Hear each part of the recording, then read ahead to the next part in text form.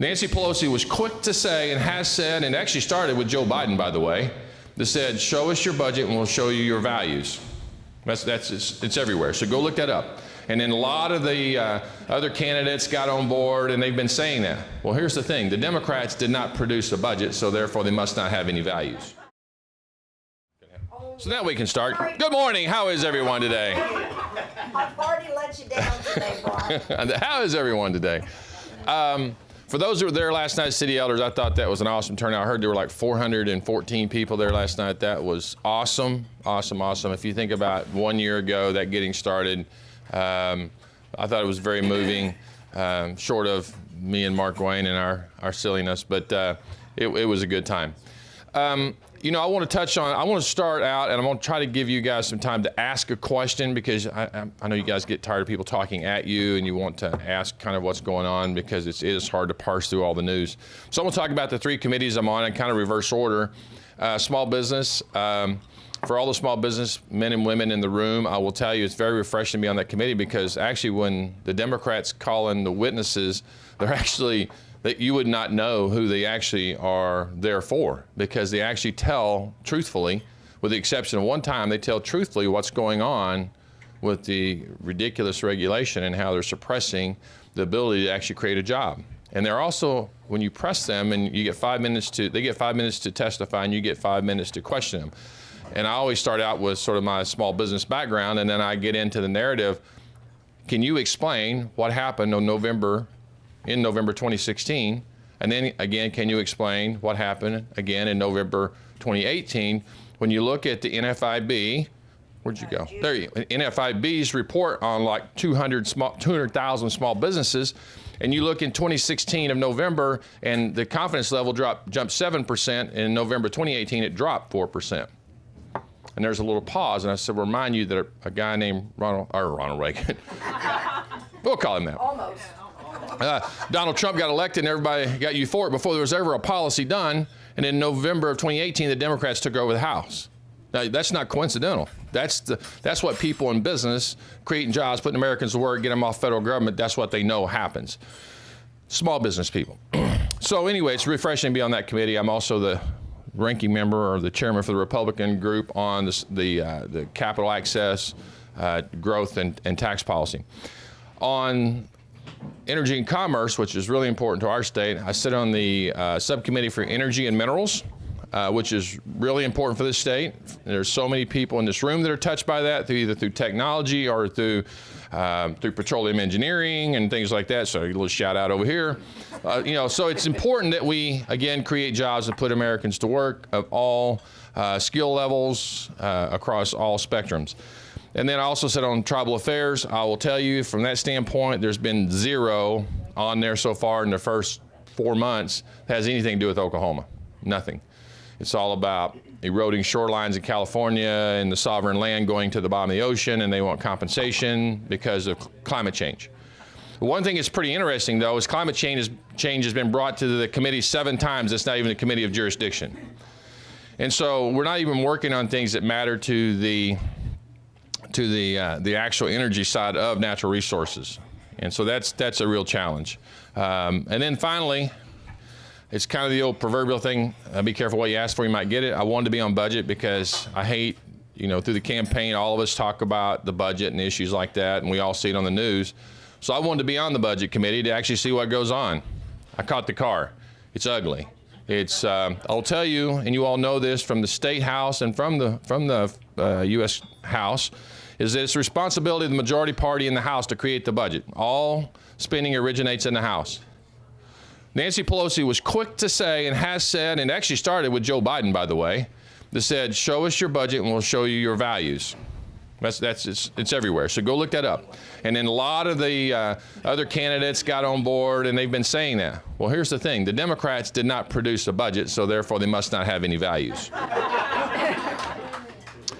And I got to tell you, it wasn't because of the chairman on the House Budget Committee for the Democrats. Mr. Yarmouth's a pretty good guy, other than the fact he's a Democrat, but he's a good guy. I mean, he really wanted to do it. He really worked hard, allowed us plenty of time to do amendments on the floor, or in the committee rather.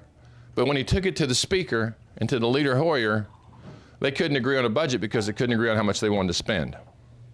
So then we got into an argument about the sequester caps. As you all know, 2011 budget sequester went into effect when they said that was like the nuclear option, that we would not have ever worry about that, and it went into effect. And since that time, the caps have been raised 3 times, and it's supposedly that originally we were going to do it 1-to-1, but because the House was controlled by the Republicans, it was actually more toward defense, build back up and repairs than it was to social programs. So the Democrats want to change that. So what the difference is, and I'm not saying I like this, because I think we should be transparent to all taxpayers of where their money goes, but so it's kind of kept keeping the numbers kind of level, if you will. And then on the defense side, there's a thing called OCO, Overseas Contingency Operations. And that's the sort of the slush fund to make up the delta that you can't get actually appropriated through proper legislation, through regular order. So that's continued to grow. And the caps are still they were about, I'm gonna say 70% social spending and about 100% if you look at the caps, and then the delta was plussed up. That's how you got to the $733 billion last year on defense spending, and it was projected, it's proposed at $750 billion this year. So, listen, here's the deal. Nobody is outside of the realm of being audited. And as a matter of fact, many of you all know Grover Norquist. He's come to be a good associate, and is actually, when he talked about the tax reform, he called us first. We got to go first in talking to the media about the effects of tax reform on individuals, certainly small businesses, and what it's done to bring foreign direct investment back into this country through the corporations, so we can create more jobs. You know the mantra. So I really appreciate that. When I spoke before his group about a year ago, the Wednesday group, we have everybody that's anybody from the conservative aspects, American Conservatives Union, I mean, the list goes on and on. The first question I got asked when I got through speaking was, Mr. Hern, you're a business person, you've been in business, you run budgets and all, would you audit the Pentagon? The first question. And I said, absolutely. I think anybody that takes taxpayer money, which is everybody in the federal government, should be subjected to an audit. They should be accountable. It's not that I'm anti-military. I love the military. I love the vets. You guys know that. But we need to still be responsible. We can't just go out and bury billions of dollars of equipment without being accountable for it. I don't care what branch you are. And I've said that to a number of people, to many people that have multiple stars on their shoulders. And so on the budget, we had David Norquist there, Grover's brother. And as a matter of fact, the response to that was from Grover, who was diligently doing paperwork. He slammed his hand down in front of 150 people and said, yes, somebody finally has the courage to say, we'll audit the Pentagon. He said, my brother is the comptroller of the DOD, and he's going to audit. So fast forward to the last couple months, we've had a chance on multiple occasions to talk to both his deputy and to him. I talked to him personally about what he's doing and thanked him so much. And it's moving quite well. And there are some areas that, and he's short of saying that there's been any misappropriation of funds, but some areas of the country do a better job of inventory and maintaining the billions and billions and billions of dollars of inventories than other areas. No different than you would if you had multiple branches of your business. And so he's getting after that. I just want to encourage you all that, when he gets done, and if you know anything about his brother's tenacity, I would say David has that without any humor at all. It's good to have that. So anyway, I guess the point being with this is now we were supposed to vote on some budget caps and argue about that on the floor, and that was even going to be contentious. So Nancy Pelosi pulled that because they were actually leaving for their retreat in 100 days, their 100-day measure, and they didn't want to talk about that at the retreat. So in 100 days, first 100 days, they didn't accomplish the first thing they had to do, which is create a budget. The second thing to do is increase the caps. So what I'm saying is to say all of this, we are fast approaching, if we can't get a cap deal done, we're fast approaching a full year CR. Full year CR. So it's going to be ugly, ugly, ugly. It's very frustrating because if you can't create a budget, again, how do you have any values? I mean, the argument for the Republicans has always been is that you value the defense spending more than you do the social spending. the proposed caps that came out of the committee that voted, that, by the way, 19 to 17, 19 Democrats against 14 Republicans. That's how much there's actually 22 Democrats on the committee and only 14 Republicans. So they have an 8-vote margin, just strictly voting party line. But 3 of the Democrats came over and voted with the Republicans that they didn't like the budget cap deal that came out of the committee. And the 3 were Omar, Ocasio-Cortez, not Ocasio-Cortez, but Tlaib or whatever, and the coal miner, the gentleman from California. And the reason they voted with us is because they didn't want any defense spend. They want defense spending cut. Right. So they were going against their own party, and they were very, very frustrated. And they thought they were going to lose one more, which would have put it in a tie, which would have been very, very interesting. So anyway, it went out 19 to 17 that we needed to look at a caps deal. And the speaker and the majority leader turned that down as well. So we have to have some guidance, and so the guidance will end up being some kind of a CR, or there'll be another shutdown. Yes? On that, isn't it better to get a CR for the entire year, given that it's Democrats, than it is to actually try to debate a budget where you know where they're going to be pushing? Well, here's what I would have said before, and just in the immediate response would have been probably yeah, but what I have found very quickly is that there's nothing clean. It's just to say that that's what would happen, and it would be put on the floor as a clean CR. It's just frustrating to me that we're not doing our job. And when I say not doing our job, the committee did its work. It came out with a recommendation to the leadership, and the leadership put it aside. The budget caps that passed 19 to 17 with 3 Democrats voting with us on the negative side, the nay side, would increase spending $358 billion with 0 offsets, meaning no cuts anywhere. And you know, they certainly would propose tax increases everywhere, but that's DOA as well. So very frustrating process. The very fundamental thing you have to do as government is create a budget. We can't even get that done. So totally ineffective. So what's funny is to look at their 100-day of messaging and see that there's 0 problems and they're not getting anywhere and getting done. I'm going to stop. Yeah, I'm going to stop because I've got I'm going to fudge here and go to like 5 till. So I'll eat quick. So yes, Peggy. It's my impression, and am I correct, that the Democrats are just fumbling around amongst themselves and they can't decide on anything or pass anything of any substance or get anything done? Yeah, what the Democrats are doing right now, because they know Mitch McConnell will not take up anything because the president's not going to sign it.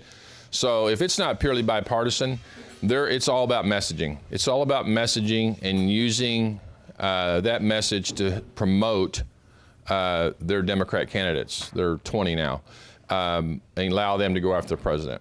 You know, they are in such disarray after the Mueller investigation or the Mueller report came out.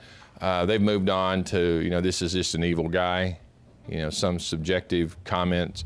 But yeah, it's all about messaging. It's not about trying to get anything passed. Go ahead. Hang on, Bill. Pardon me? Why aren't all agencies audited, and what other agencies are not audited? That part I don't know. I know Health and Human Services is going through an audit right now. My understanding is that they are all, the Department of Defense was sort of the last frontier, because it was all, even, I've had friends, and I truly mean this, friends that have said it's just too big. You know, part of the issue you have also, and I saw this a little bit about McDonald's when they had different areas of the world and different computer systems, is you had no interconnectivity. So to try to match it up was just almost physically impossible to do it in real time. Some of the agencies are still working on systems from the 60s and 70s. So, you know, we've heard it from the state level here about trying to get everybody on the same platform so we can easily be transparent. You know, some of here I'm not a right-wing conspiracy theorist, but some of this I say it's not as hard as it should be, or they're making it out to be. We can talk about border security too, but the technology piece, I think some may not want it done because then transparency would be too easy. I mean, it would be too easy to just log in or to post out there or have a transparency push that says, here's where all the spending is going in real time. The governor's talked about that here every day, every minute. It's kind of like this debtclock.org you can go to that shows that, you just have those pushed to a site and you see it in real time. And it shows the sources of all of those. I think as American people with technology today, we deserve that. There's no excuse, zero. Ken. What are you expecting out of the DOJ Inspector General regarding the shenanigans that were pulled to get us to Russiagate? And also, what would you like to see done vis-a-vis the whole looking back into the prior administration? I mean, that's a morass in itself and may be taking our attention off the ball, but there seems to be some justice to doing that. Well, even if we, and we just talked about that a minute ago, it's kind of like the old thing you played as a kid. You get everybody in a circle and you start whispering in your ear and you get to the end, you forgot how it even started. I think a lot of people today have forgotten how this whole thing even started. We talk about Christopher Steele, we can go in this whole dialogue here, but, even if we don't even go back into the previous administration, even if we just stop in the campaigns of Hillary Clinton and the money she spent on op research, the media will let you get a little bit confused and say that it was really about Papadopoulos talking to a Russian person about a business deal, or I have some information on Hillary Clinton, and that's what started it. But let's not kid ourselves. Hillary Clinton spent a ton of money on op research, and it was just convenient after the Comey firing that op research became the dossier. I mean, just in its purest form. Just pass it along, take that, and even Comey admitted we didn't even really do any fact checking on that. We just took that right to the FISA court. And that's how this all started.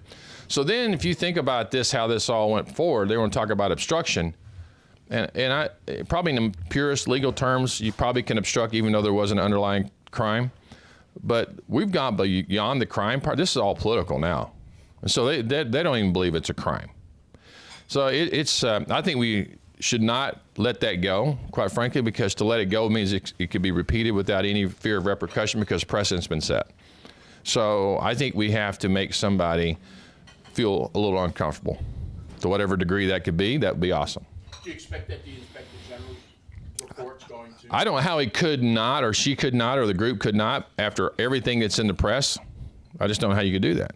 It's funny to me to see the mainstream media just flipping back and forth based on whatever narrative they want. They were reporting one way how awesome Mueller was, and now they're reporting how much a crook he is, or how much he was in the, it's amazing. What about indictments that we hear? We hear there's tens of thousands, perhaps, of indictments of people that have been involved in many things, from sex trafficking to pedophilia.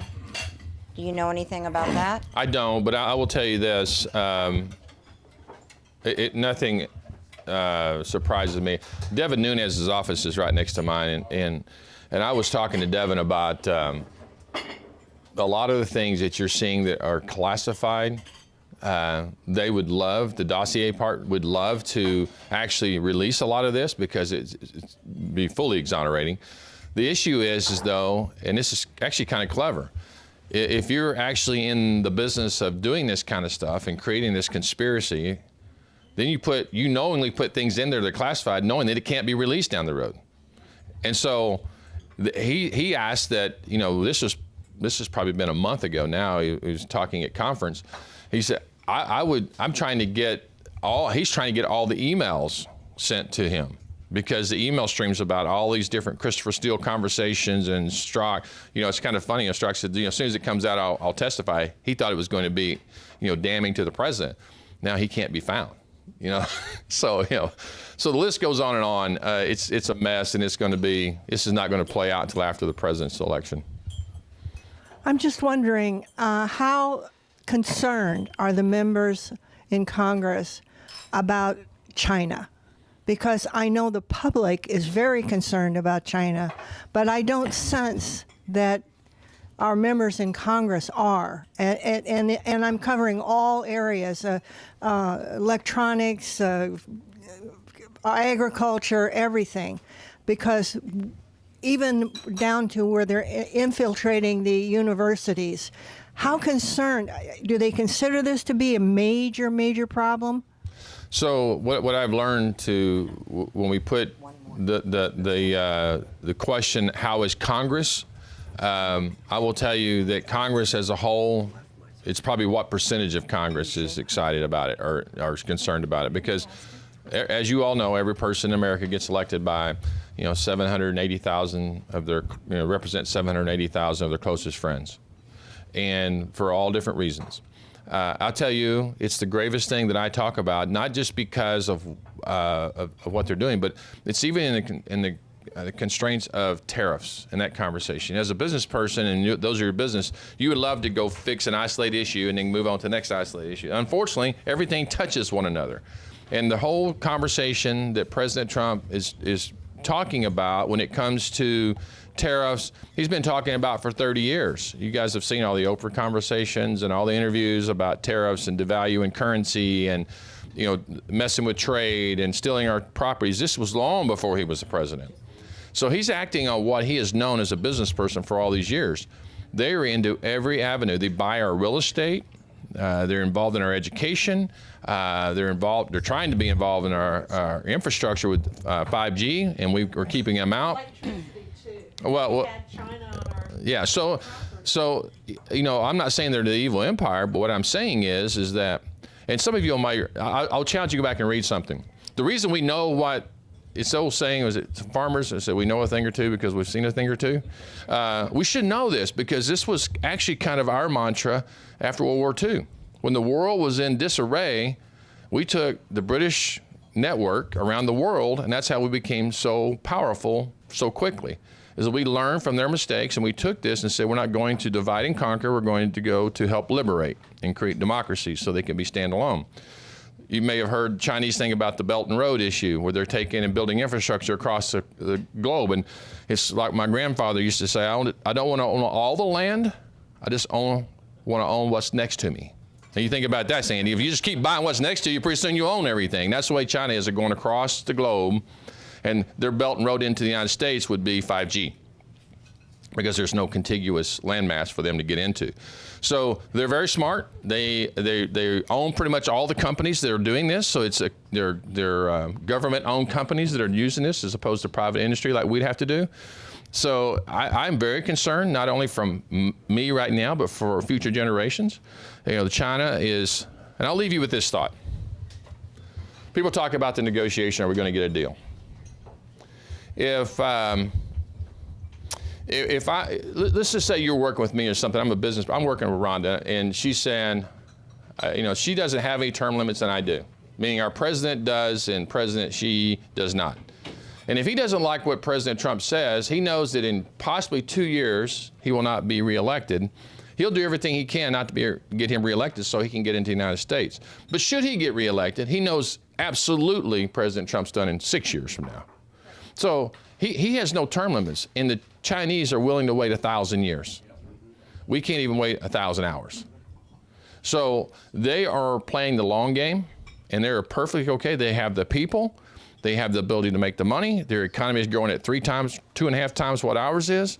And so President Trump is a very smart individual. He knows that if we can impact their economy enough to slow them down, then we push their ability to take over the world economy, not just 8 years from now, but 18 to 20 years from now, and gives us a little breathing room. So he's in it for the long. President Trump's doing everything he can to do in the long game in the short period of time he has constitutionally. Is he getting any help? Yeah, he's getting help. I mean, here's the thing. Last thing. Promise you, Robert. Last thing. I'm getting ready to yank him out. Yeah. Promise you, last thing is that when you're in the minority, you'll never get anything. So it's hard. So everything I do, I look at the president. There's only been one thing I haven't supported the president on that I can think of, and that was unilaterally having the ability to raise tariffs, kind of a tit for tat if somebody does that. I just think that's still a division of powers. It's his frustration, and Peter Navarro asked me to support it, and I just couldn't go there. I just still think we have the constitutional power to raise revenues in the House, and we should keep it, because as much as I'd love to give it to the president, you're actually going to give it to the presidency, and you'll never give it back. And so, but everything else, I've tried to look at it. Are we spending money for an investment to do something, to prevent something based on what the president and his thoughtfulness is as a business person? Or are we just spending money to consume it and waste it? I am not for the consuming and wasting. I voted against, scenic highway bills. I voted against water bills that, have no guidance whatsoever, no rules at $200 million a pop. I just think you have to look at that. Well, there's only a certain amount of money, and if we can spend $1 a day, save $10 tomorrow in lives, then we'll do that. But there are many of us that support him. We just can't get that message out. And the good thing for us right now, whether we like it or not, is that Mitch McConnell will never let any of that nonsense see the light of day over there. Yeah. So thank you all. It's always so good to see you. Thank you.